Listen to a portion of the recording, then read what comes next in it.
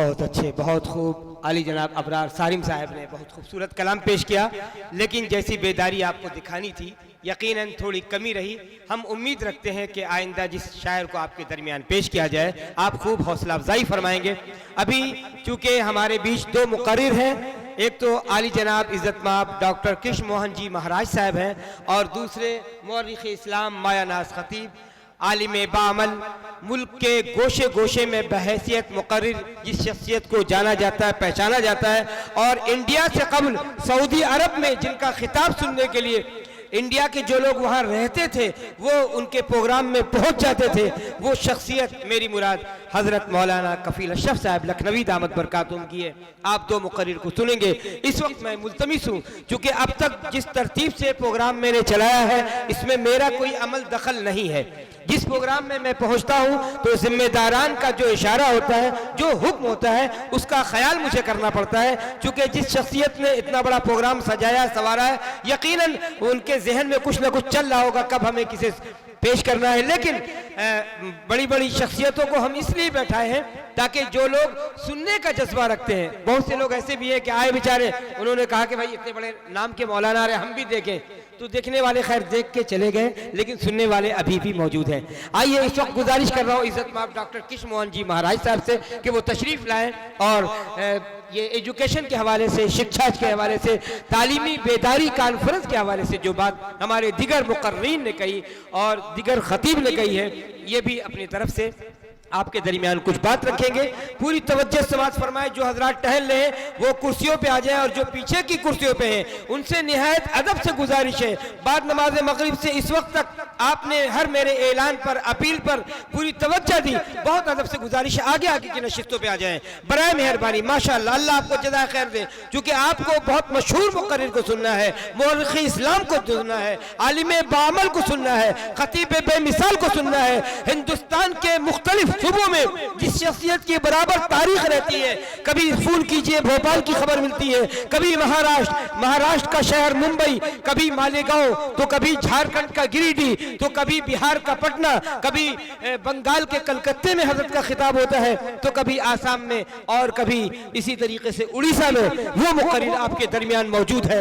हमारे बीच अलहाज कबीर अहमद साहब अभी तक सफ़े सामईन की कुर्सी पे तशरीफ फरमा है। उनकी उम्र देखिए, उनके जज्बे को देखिए, अल्लाह कबूल फरमाए। हमारा ताउन कर रहे हैं। आइए इस्तकबाल करता हूँ आली जनाब डॉक्टर कृष्ण मोहन जी महाराज साहब।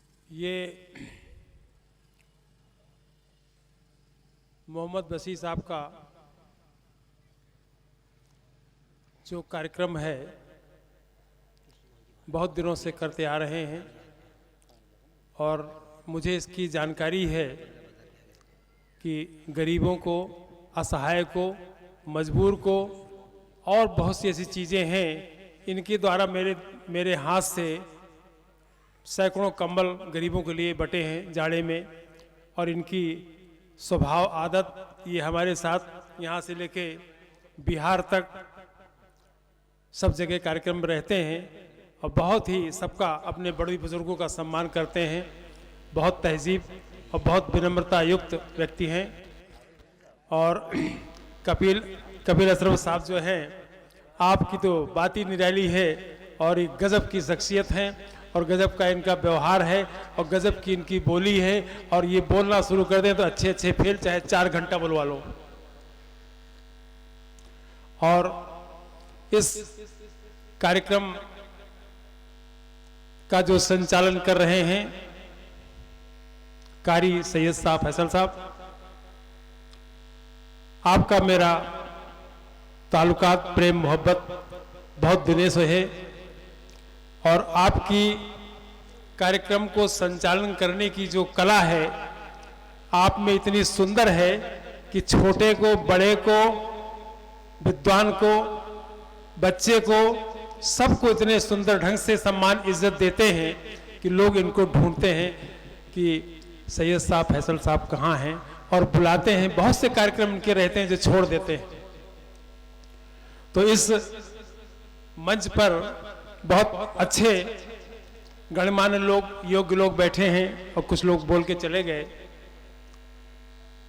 महाराज जी आपका स्वागत मैं नहीं कर पाया, घर पे चला गया मेहमानों को लेकर के। ठीक बस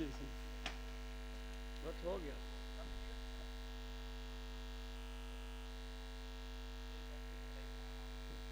अरे हो गया भाई, ये ठीक ले लेते उनका दे लेता है।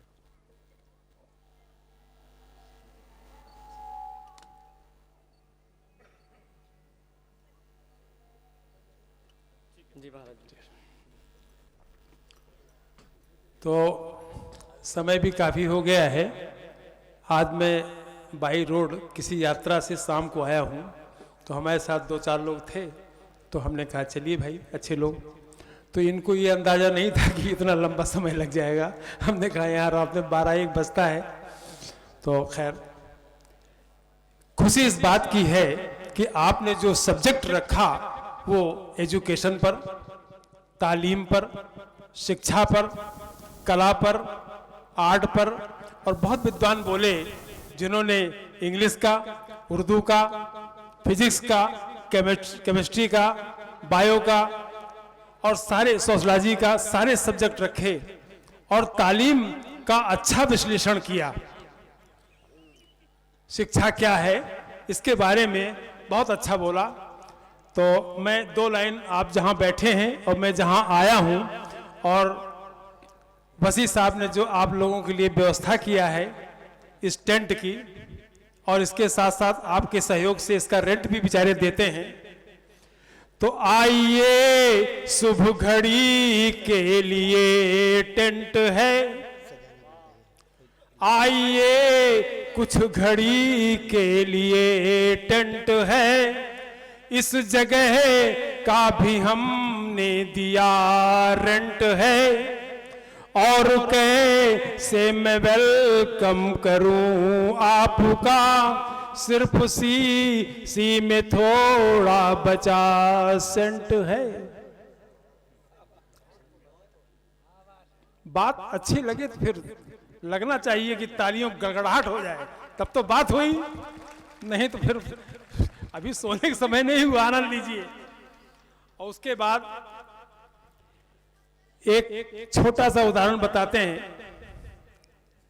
तालीम क्या चीज है, शिक्षा क्या चीज है, नम्रता क्या चीज है, इंसानियत क्या चीज है, मानवता क्या चीज है, दया, किसी की मदद करना, ये क्या चीज है। ये बहुत कुछ हम मोहम्मद बशीर साहब से, सैयद साहब, फैसल साहब से देखा। एक बार हम लोग कार्यक्रम में जा रहे थे बाहर, तो स्टेशन पर उतरे, कानपुर स्टेशन पर उतरे, तो ये दोनों हमारे साथ थे और लोग भी थे, और मेरा अपना एक अलग ग्रुप था। तो उसमें एक आदमी कहता है उंगली दिखा करके, नए लड़के थे, कि ये हिंदुस्तान है और ये पाकिस्तान है। ध्यान दीजिएगा, ये हिंदुस्तान है और ये पाकिस्तान है।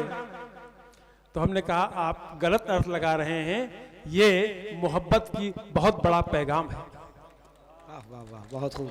ये इंसानियत का और मोहब्बत का बहुत बड़ा पैगाम है।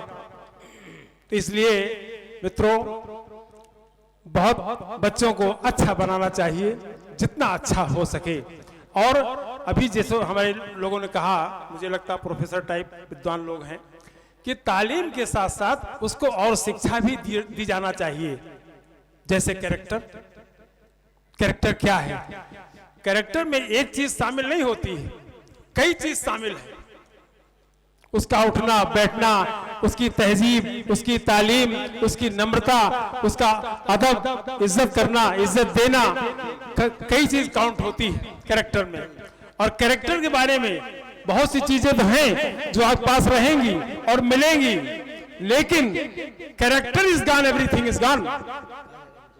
अगर आपका चरित्र चला गया, आपकी मानवता चली गई, आपकी इंसानियत चली गई, तो फिर क्या रह गया।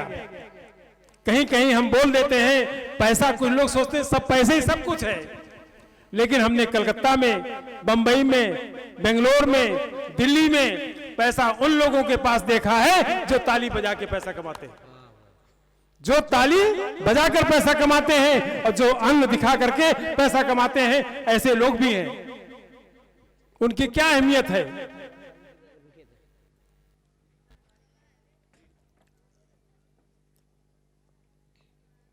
तो हम लोग पैसा कमाने का भी एक तरीका है और जीवन जीने का भी एक तरीका है।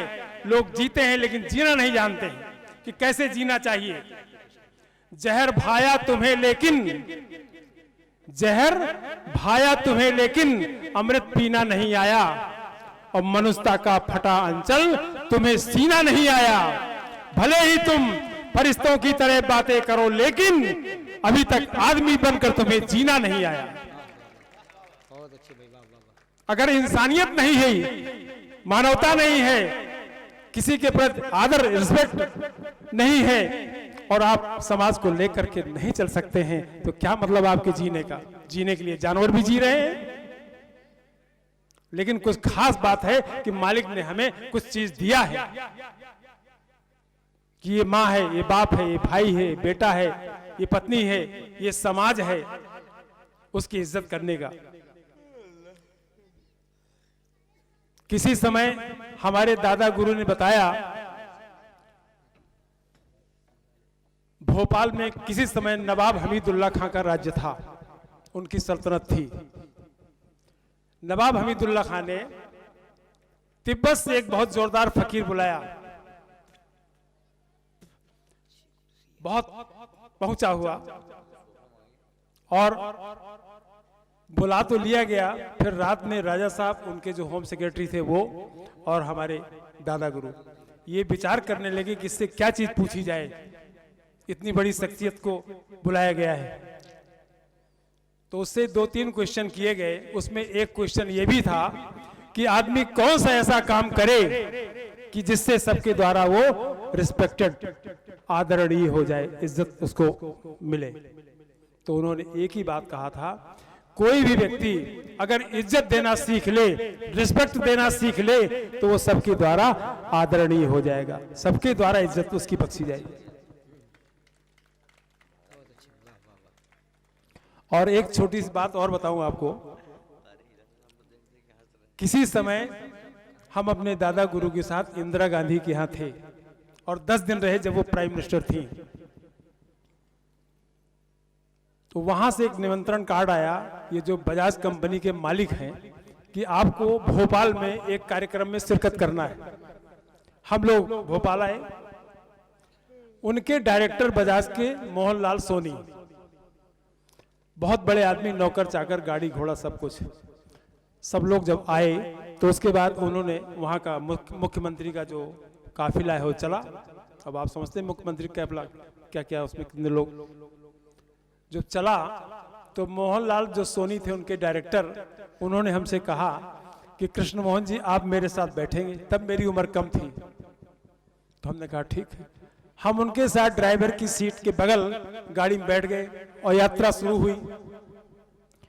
तो भोपाल से जो इंडस्ट्रियल एरिया है, जहां एमपी लैंप्स लिमिटेड का कारखाना खुलना है, गाड़ी चली। तो थोड़ी दूर जब चलती है गाड़ी तो वो कहते हैं हम पान खाते हैं। उनके डायरेक्टर ने कहा, हमने कहा कोई बात नहीं। तो 8-10 किलोमीटर गाड़ी जब चली तो उन्होंने धीरे से जहां पान की गुमटी थी गाड़ी साइड पे ले लिया और वहां खड़ी कर दिया। तो हमसे कहा कि इस तरह के पान आप हमको खिलवाइए। ठीक, जैसा उन्होंने पान कहा वैसा मैं लाया और उनको ड्राइवर की सीट की तरफ से उनको दे दिया। और दे करके वो वापस मैं अपनी सीट बैठने के लिए, तो उन्होंने मेरा हाथ पकड़ा और कहा धन्यवाद, शुक्रिया, थैंक यू। फिर मैं चलने लगा, फिर हाथ पकड़ लिया। हमने कहा अब क्या बात है? बोले देखो बेटा, एक बात याद रखना, जीवन में जितने वाद हैं, जितने भी वाद हैं, फासिस्टवाद, कांग्रेसवाद, जनसंघवाद, जितने भी वाद हैं, कोई बात जीवन में काम नहीं आता है। अगर कोई बात काम में आता है तो धन्यवाद और आशीर्वाद। जीवन में किसी को, किसी के लिए लागू है। अगर जीवन में कोई चीज काम आती है तो दुआ और बद्दुआ, बद्दुआ भी लगती है और दुआ भी लगती है। और आश्चर्य की बात यह है कि दोनों दिखाई नहीं पड़ती। ये महसूस करने की बात है। अब इस पर आप विचार करेंगे, हम कौन सा ऐसा कार्य करें कि जिससे लोग हमें दुआ दें, और दुआ अगर आपको लग रही है और मिल रही है तो मैं समझता हूं कि आप सरसब्ज रहेंगे।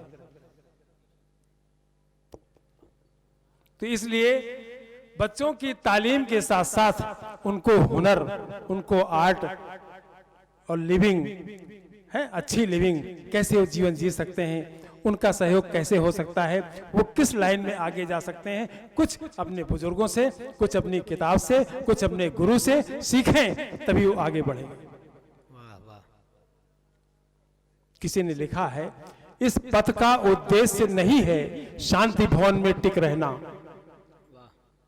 इस पथ का उद्देश्य नहीं है शांति भवन में टिक रहना, किंतु पहुंचना उस सीमा पर जिसके आगे राह नहीं।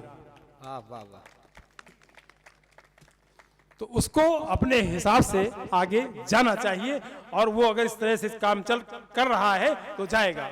और अगर कोई सोचे कि बिना तालीम के, बिना आर्ट के, बिना योग्यता के हम आगे बढ़ जाएं, तो मैं समझता हूं उसके बढ़ने में उसको पूरी पूरी सफलता नहीं मिलेगी।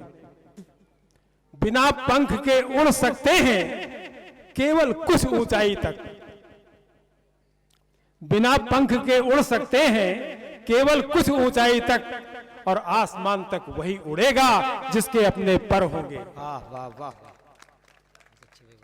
बिना पंख के उड़ सकते हैं केवल कुछ ऊंचाई तक, और आसमान तक वही उड़ेगा जिसके अपने पर होंगे।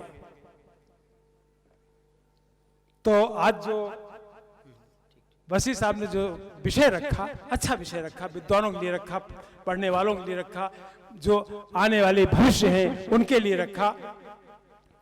और एक छोटा सा बढ़िया चीज आपको बता रहा हूं, पढ़े लिखे की और अनुभव की और ज्ञान की छोटी सी बात है।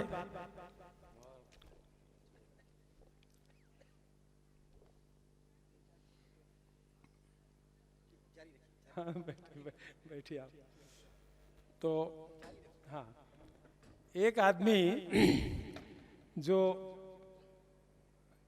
अशरफ साहब जो इत्र बेचता है, एक आदमी जो इत्र बेच रहा था, तो इस इत्र वाले ने क्या किया, जैसे इत्र दिखाने गया तो उसने जैसे उसके हाथ पे इत्र लगाया तो उस आदमी ने उस इत्र को चाट लिया।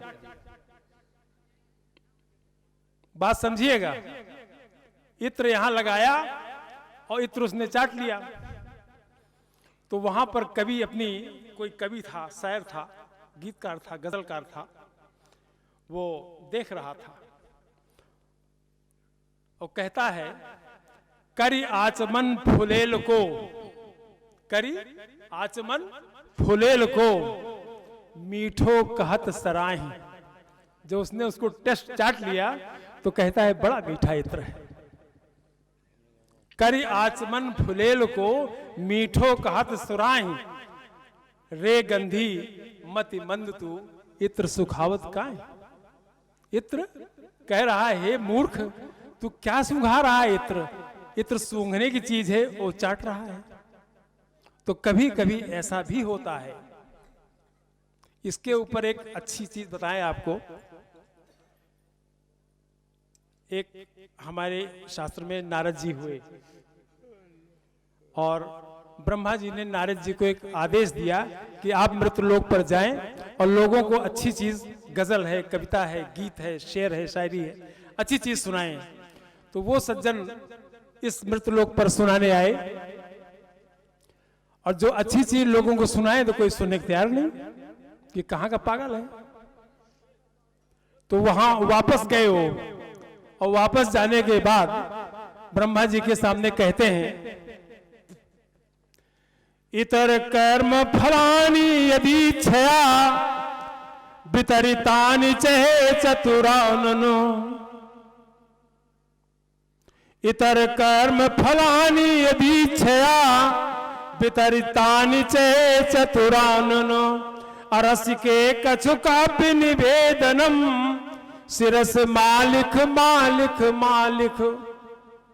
हे प्रभु, हे मालिक, मुझे चाहे मेरे किस्मत में भीख मांगने के लिए आप लिख दें, वो मुझे मंजूर है, लेकिन जो कविता का, गजल का, गीत का, शायरी का जो रसिक नहीं है उसको हमें गीत, गजल, कविता सुनाने के लिए ना लिखें, ना लिखें, ना लिखें। तो हर जगह, हर मौके पर तालीम, शिक्षा, इबादत, क्योंकि इबादत से बढ़कर भी कोई चीज नहीं, ये भी आप जाने रहिए। ये जितने भी हुस्न और इश्क वाले हैं मेरी तस्बीह के दाने हैं। ये जितने भी हुस्न और इश्क वाले हैं मेरी तस्बीह के दाने हैं, और नजर में फिरते रहते हैं, इबादत होती रहती है। ये सब उसी के बनाए हुए, ये कायनात उसी की बनाई हुई है। अब उसको लोग समझे तो फिर भी उठाना खुद ही पड़ता है, उठाना खुद ही पड़ता है, थका हारा बदन अपना, और जब तक सांसें चलती हैं कोई कंधा नहीं देता। उठाना खुद ही पड़ता है, थका, एक कहावत है ना, God help those who help themselves. जो स्वयं अपनी मदद करता है, किसी के डराने से, किसी के दबाने से, कोई बच्चा अगर पढ़ रहा है धमकी से, डर से, तो पढ़ नहीं रहा है। उसको योग्यता हासिल करना है तो खुद को बुलंद करना पड़ेगा। उठाना खुद ही पड़ता है, थका हारा बदन अपना, जब तक सांसें चलती हैं कोई कंधा नहीं देता। तो कभी कभी ऐसे प्रश्न बहुत सारे आते हैं, कभी डिबेट पर भी आते हैं, कभी बाहर जाते हैं वहाँ भी आते हैं। तो तालीम का जो विषय आप लोगों ने रखा, वसी साहब ने, और सुंदर संचालन कारी सैयद साहब फैसल ने किया, और ये जो आयोजन हुआ, समय कम है और आज हम कहीं बाहर से आए हैं, थके हुए हैं। हमने आप लोगों से निवेदन किया कि थोड़ा सा आज हमारा, तो सैयद साहब कहे कि महाराज जी आप और यहाँ की जनता का भी प्रेम रहा तो मैं अधिक समय नहीं लूँगा, बोलने के बहुत कुछ बोल सकता हूँ, लेकिन हमारे भाई साहब बैठे हुए हैं और आप सुनिए, फिर आपको आनंद आएगा। बहुत बहुत धन्यवाद।